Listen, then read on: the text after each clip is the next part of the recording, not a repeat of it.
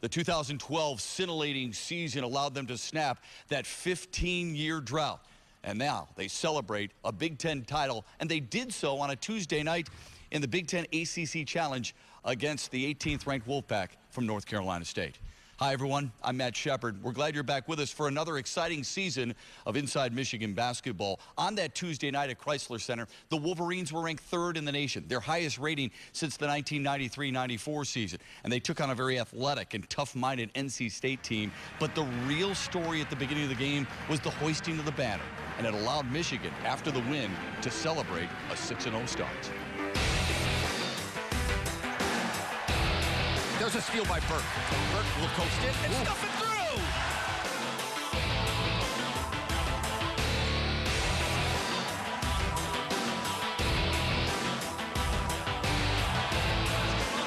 Burke fending off the defender to McGarry, who stuffs it through.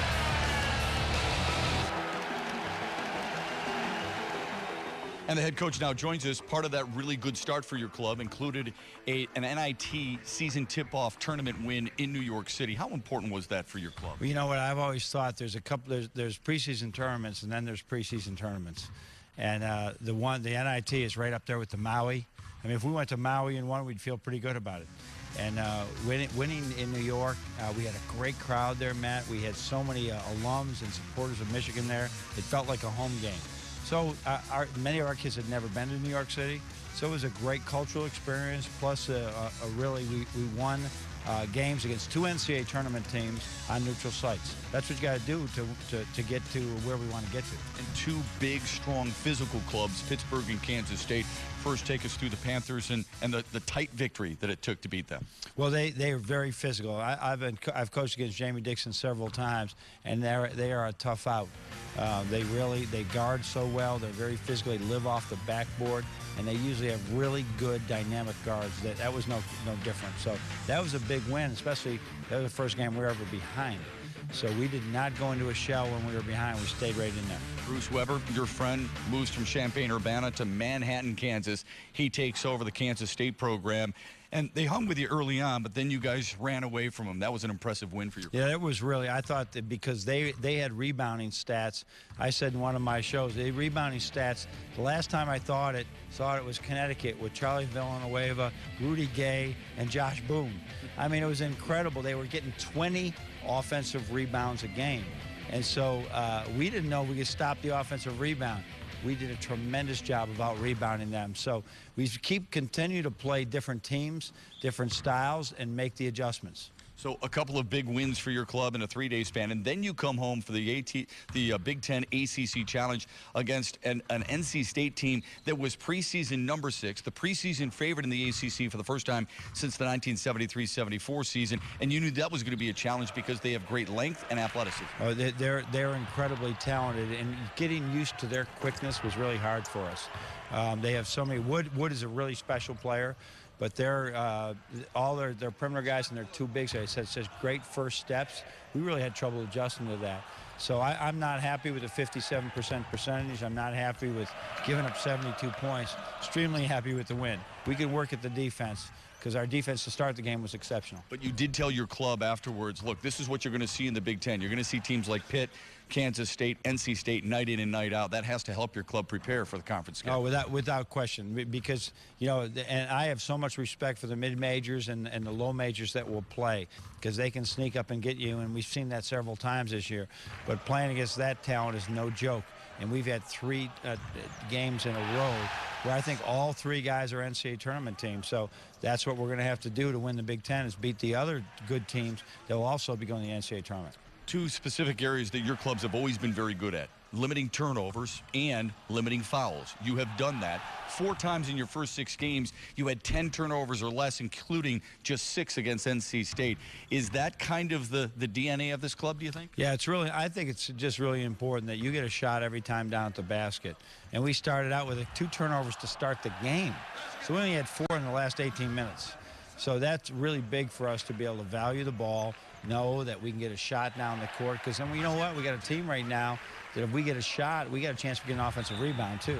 So it's important, and then staying out of foul trouble is big for us and keeping them off the line. That would have been a tough team to guard without the if we were in foul trouble, because they really they're just going to attack the basket. Only one guy was shooting threes. Everybody else attacked the basket. A lot of depth, a lot of talent on your ball club, and a lot has been made of your freshmen. When we come back, we will talk about some of the personnel, including two of the leaders on this team that continue to do it night in and night out and in different ways. You're watching Inside Michigan Basketball.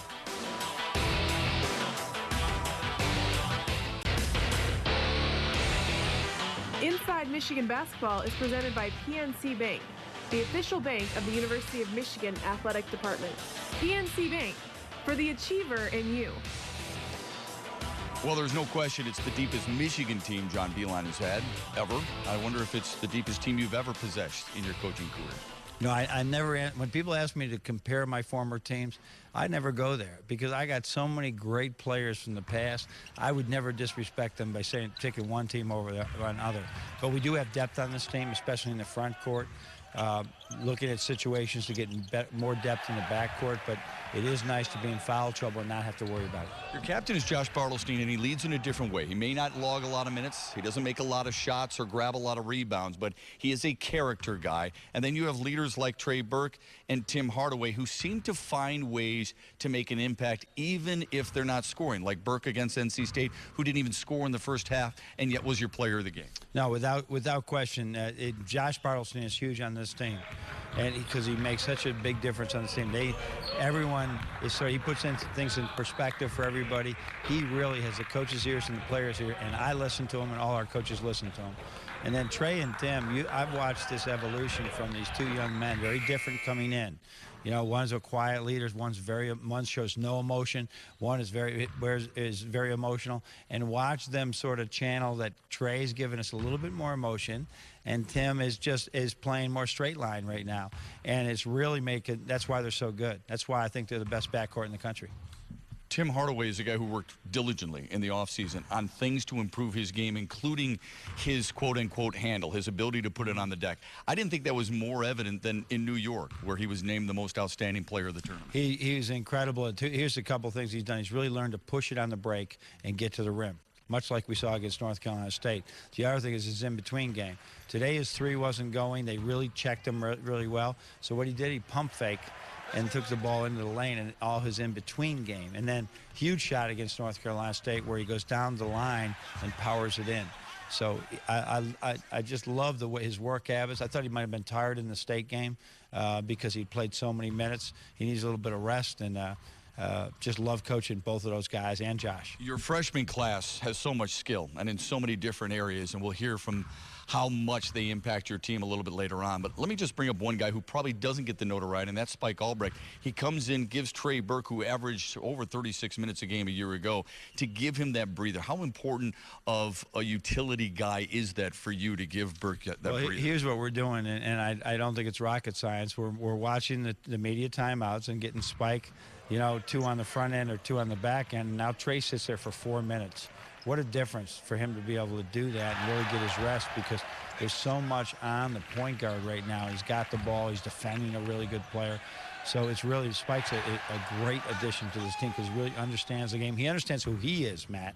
He understands that he's going to be mostly a distributor, have to hit open shots and run our offense. As he learns more of the nuances of offense and defense, I think give Trey even more minutes. I think Mitch McGary understands it too. He loves coming in, giving you the energy and giving you the rebounds. Glenn Robinson is just a phenomenal talent. But Nick Stauskas was tabbed as that shooter, that three-point shooter coming here, and yet he can put it on the deck, and he defends a lot better than people give him credit for. Wouldn't you agree? Yeah, he is a perfect example of Scott Wood. He could have never guarded Scott Wood in the North Carolina State game like 3 or 4 weeks ago. He's starting to understand.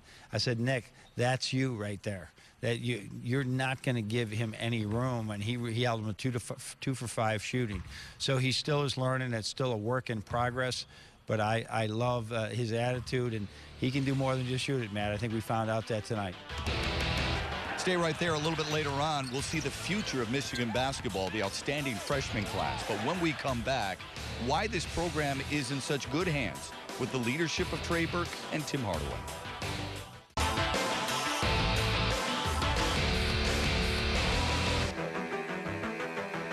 And welcome back. You know, a lot of people looked at Michigan's freshman class and were astounded with the talent coming in, but they cautioned everyone about the Wolverines this year because of the lack of leadership. They lost their two captains, in Zach Novak and Stu Douglas, to graduation. They couldn't have been more wrong because Trey Burke and Tim Hardaway were ready, waiting, and willing to take that mantle. I think I'm a more vocal leader this year out there on the court and off the court. With Zach and Stu on the team last year, it wasn't as it wasn't as hard to lead the team because they pretty much had all the answers, and I kind of followed behind their footsteps. I've been here for 2 years, and I just studied and watched Stu and Zach and how they would conduct the team and how they would talk to Coach Beilein and the coaching staff on ideas and ways to make us better. So it was just a great learning experience just to have those two in front of us meaning the upperclassmen, myself, and Trey Burke. And, it was just great to just be behind them and just learn from them. One of the many valuable lessons that Burke and Hardaway both learned from Novak and Douglas was that they could lead a team without scoring. Tell me what you think of the stat line. Halftime, NC State. No points, 9 assists. I think we were in good shape just because I was getting everyone involved. Everyone was hitting shots, and that kind of opened the defense, or that kind of opened up the lanes for the second half. So it wasn't really a worry of mine. We were up 7, and, going into the second half, I was feeling good. We were feeling good about the, being on top. We have a lot of pieces out here that can get the job done for our team, and we just got to do a great job of just taking each day at a time. And I think me and Trey and the upperclassmen are doing a great job of just leading the team in that aspect, and just going to try to keep on getting better. Both Burke and Hardaway attended a number of NBA skills camps in the offseason. Both did well, and it helped their confidence coming into this year. Just trying to give it my all, going out there having fun, just picking and choosing my options, not rushing anything, just letting the game come to me. And I'm just trying to be an ultimate team player out there. Though I just like to get a lot of guys involved, just try to do all the little things, get rebounds, help the bigs out by boxing out, cleaning up, and just trying to do the best I can to help the team out any way I can. When we come back, the women's program is headed in a new direction with a new face and a winning pedigree. And later on, the freshmen under John Beilein's system are thriving.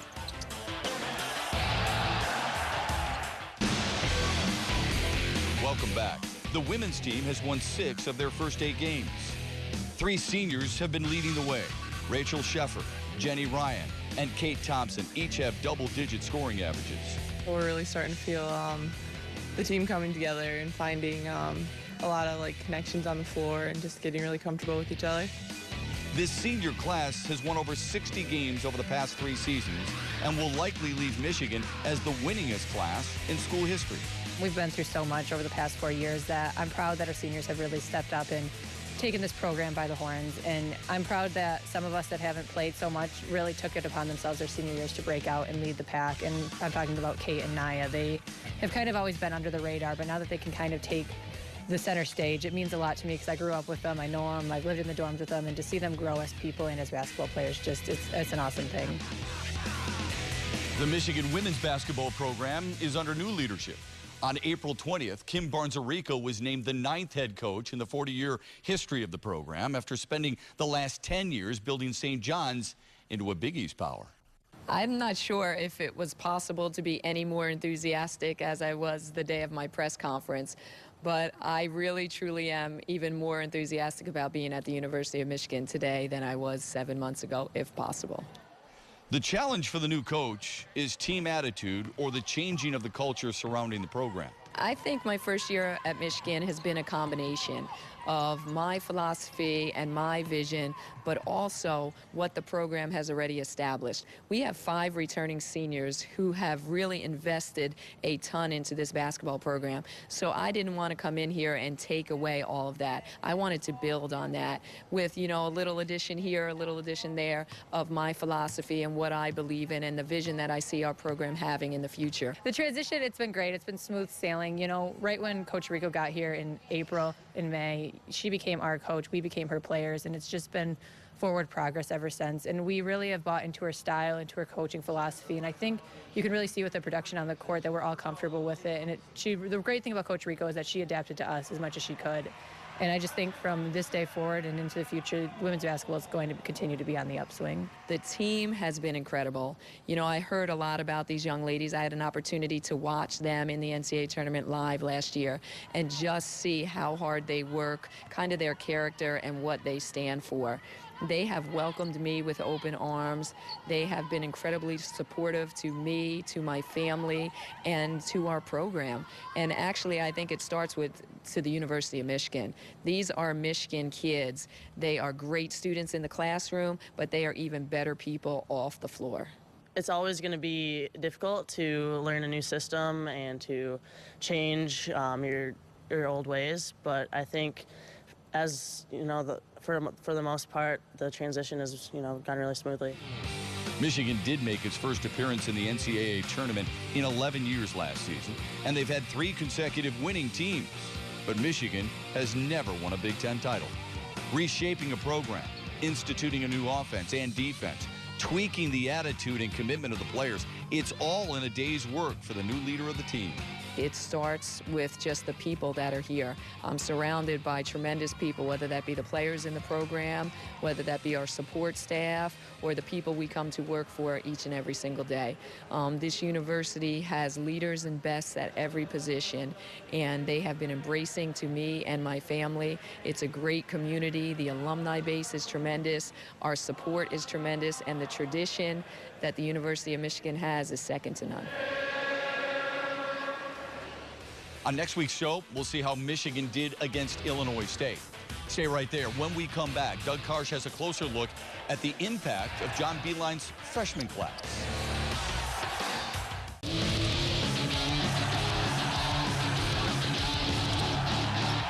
Welcome back to Inside Michigan Basketball. The Wolverine basketball team is turning heads around the country with proven vets playing the best basketball of their careers and a highly touted 5-man freshman class living up to the billing. As with any rookie class, there's always some apprehension. Will I fit in? Just showing up in the weight room, actually realizing that I actually have to lift. I never really lifted until I came here. Just the hours that we have and the time that we put into everything and just how hard we go in everything that we do. It's something that we had to do, but it kind of woke me up and welcomed me to college basketball. But fit in well they have. In fact, this group knew early on they'd be okay. In the first preseason game we had, I think first possession was out there, I hit my first 3, and it was kind of like, whew, a little bit of that, so it was a lot of fun. So, of course, with 5 freshmen, you have to ask, do they have a nickname? I think we kind of like the Fresh 5. We need something more original. We can't it can't be something 5. We got to think of our own little thing. We'll figure it out, though. Who's the most creative of you guys? Anybody come up with any good ideas? I think Mitch is pretty creative. He might have to be the one who comes up with it. He's kind of like the ringleader at this point. Mitch is the ringleader of the freshmen? Well, Mitch is crazy. Mitch is insane, so he's definitely the ringleader. And while McGarry might be the leader of the freshman class, he's also provided much of the entertainment. Like on the trip to New York City, when the 6'10" McGarry got stuck in an elevator with 13 people. 4 kids in there just screaming, and just the elevator just stops for about 35 minutes. And the fire department had to come get us out, and I was just sitting there, minding my own business, but I was close to the lights up top, so it was kind of hot in there, but just annoying little kids screaming, so it's kind of tough. And there was the time against NC State when, while chasing after a loose ball, McGarry's size 17s almost took out our state's governor, Rick Snyder. I didn't kick him. I apologize on Twitter, too. It's been a big deal the last day or two. We talked, had a little conversation on Twitter, and I apologized to him, but he said it just missed him and just working hard. So just keep working hard. And glad we got the win. So. Did you hurt his wife? Yeah, I guess I asked about that too. He said his wife had a sore shin, but she said it was worth it as long as we got the win. For Inside Michigan Basketball, I'm Doug Karsch. All right, Doug, thanks. Hope you can join us again next week for Inside Michigan Basketball. We'll give you a spectacular look at Chrysler Center and where the $95 million renovations came from. And we'll recap the game against Arkansas. Remember, the Razorbacks won last year down in Fayetteville. Until then, go blue, and thanks for watching. Inside Michigan Basketball is presented by PNC Bank, the official bank of the University of Michigan Athletic Department. PNC Bank, for the achiever in you.